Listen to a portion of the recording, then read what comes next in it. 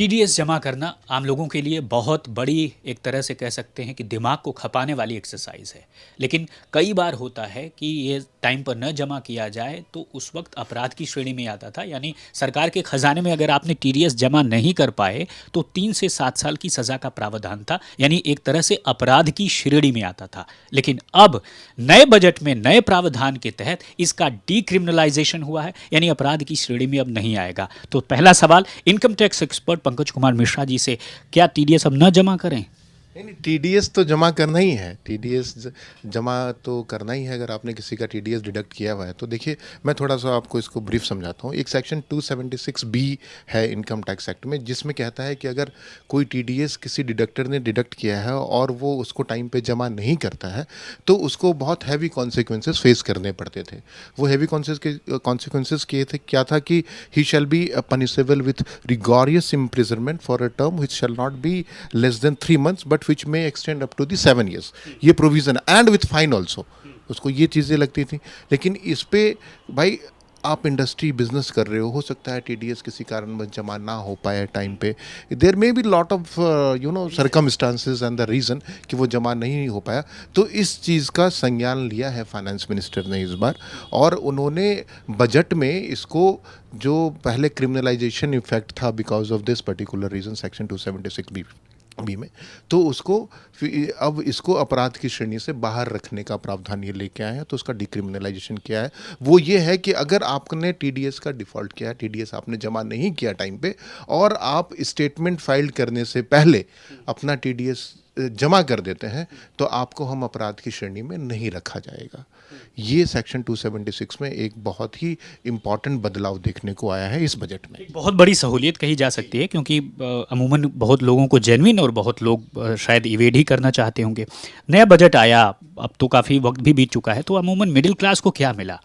देखिए, middle class तो सोचता है कि हमारे को, मतलब जितने सैलरीड एम्प्लॉई हैं और जो वो सैलरीड एम्प्लॉई जो न्यू रिजीम को ऑप्ट करते हैं, उनके लिए इन्होंने चेंजेस ब्रॉट इन किया है इस बार अमेंडमेंट में। जो सबसे पहला मैं कहूँगा कि सैलरी में स्टैंडर्ड डिडक्शन, आपको पता ही होगा, स्टैंडर्ड डिडक्शन में चेंज आया है। जो पहले 50,000 हुआ करता था उसको 75,000 इन्होंने इस बार किया, और अकॉर्डिंगली जो इनकम टैक्स स्लैब है न्यू रिजीम में, उसको भी इन्होंने 1 लाख रुपए से चेंज में, स्लैब में कुछ चेंजेस करे हैं। अगर जैसे कि पहले आपको पता है कि 0 से 3 लाख रुपए पे अपने को कोई टैक्स लाइबिलिटी नहीं देनी होती थी, और पिछले साल जो था 3 से 6 लाख पे, उस पे 5% अपने को पे करना पड़ता था। तो इस बार उस 5% वाले स्लैब में, जहाँ 3 से 6 होता था पिछले साल, इस बार बजट में उस 3 से 6 को 3 से 7 कर दिया गया, राइट। और उस पर 5% की टैक्स लाइबिलिटी आपकी आएगी। पिछले साल जो 6 से 9 था, उस पर 10% की लाइबिलिटी थी, तो उसको इन्होंने 7 से 10 लाख कर दिया, 10% की लाइबिलिटी। और फिर जो तीसरा स्लैब है 9 से 12 लाख का, पिछले साल होता था, उसको यहाँ उन्होंने 10 से 12 लाख कर दिया, क्योंकि 9 से 12 में 3 लाख का गैप होता था। इस बार 10 से 12 किया, 2 लाख का गैप, और टैक्स लाइबिलिटी कितनी आएगी आपकी? 15% आएगी। उसके बाद जो 12 से 15 लाख का जो पिछले साल स्लैब था, उस पर 20% टैक्स देना था, उसको 12 से 15 लाख किया, वो 20% है, वो एज इट इज़ रहेगा।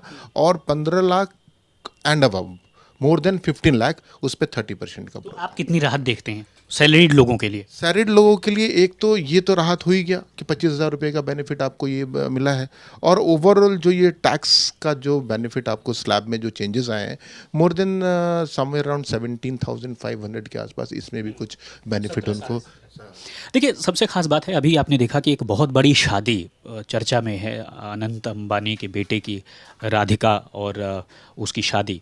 तो साफ तौर पर जो डोमेस्टिक क्रूज़ है उसको बढ़ावा देने की एक झलक भी दिखाई दी। यानी अमूमन आने वाले वक्त में लोग क्रूज़ पर शादी करने का चलन और बढ़ेगा। जी, मुझे तो यही लग रहा है कि गवर्नमेंट फाइनेंस बजट को देखते हुए इस बार यही लग रहा है कि जो, जैसे हमारे फाइनेंस मिनिस्टर ने बजट में बोला है कि जी हम डोमेस्टिक क्रूज़ को प्रिजम्पटिव टैक्सेशन टैक्सेशन में ला रहे हैं और जितने नॉन रेसिडेंट शिपिंग कंपनीज हैं उनको इंडिया में इनवाइट किया जा रहा है कि आप हमारे यहाँ आके डोमेस्टिक क्रूज ऑपरेशन में लेके आइए, हम आपको प्रिजम्पटिव टैक्सेशन में ले जाएंगे, जिसके लिए एक नए सेक्शन भी ये लेके आए हैं। उस पर प्रिजम्पटिव टैक्सेशन रेट पे आपका इनकम कंसिडर किया जाएगा और उस पर आपको हम टैक्स लेंगे। तो इससे क्या है, डोमेस्टिक टूरिज्म वगैरह ज़्यादा बढ़ेगा, डेफिनेटली सरकार को टूरिज्म से बेनिफिट होगा। इनकम टैक्स एक्सपर्ट होने के नाते आप इस बजट को अगर कोई वन लाइनर देना चाहेंगे तो क्या देंगे?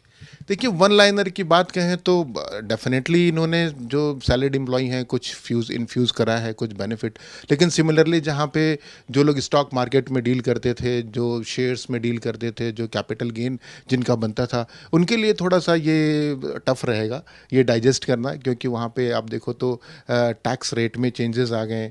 जो short term capital gain on financial assets है उस पर इन्होंने 20% टैक्स लाइबिलिटी इस बार डाल दी है, और जो जितने long term gain on all financial और नॉन फाइनेंशियल एसेट उस पर 12.5% की टैक्स लाइबिलिटी। क्या यही वजह रही कि मार्केट धड़ाम से गिरा, या लगता है कि संभल जाएगा एक आध हफ्ते में? हाँ, मार्केट धड़ाम से गिरने के पीछे कारण होगा कि जो इंडेक्सेशन वाला क्लॉज है लॉन्ग टर्म कैपिटल एसेट का, जो पहले इंडेक्सेशन का बेनिफिट मिलता था, इस बार प्रोविज़न आते उन्होंने कहा कि हम इंडेक्सेशन का बेनिफिट विड्रॉ कर रहे हैं up to this particular date 23rd। तो उसमें भी आप कह सकते हैं कि this might be one of the reason, ये भी हो सकता है। बहुत शुक्रिया बातचीत करने के लिए। ये थे पंकज कुमार मिश्रा जी, जो साफ तौर पर कह रहे हैं कि अमूमन किस तरह से जो सैलरीड क्लास हैं उनको फ़ायदा मिला, और साथ ही साथ सबसे ख़ास बात यह है कि टीडीएस अगर आप समय पर नहीं जमा कर पाते हैं तो अपराध की श्रेणी में अब नहीं आ रहा, यानी सरकार ने सहूलियत दिया है। तो साफ तौर पर टीडीएस जमा करिए, आराम से ज़िंदगी गुजारिए। संजय कुमार के साथ राम किंकर सिंह, आज तक।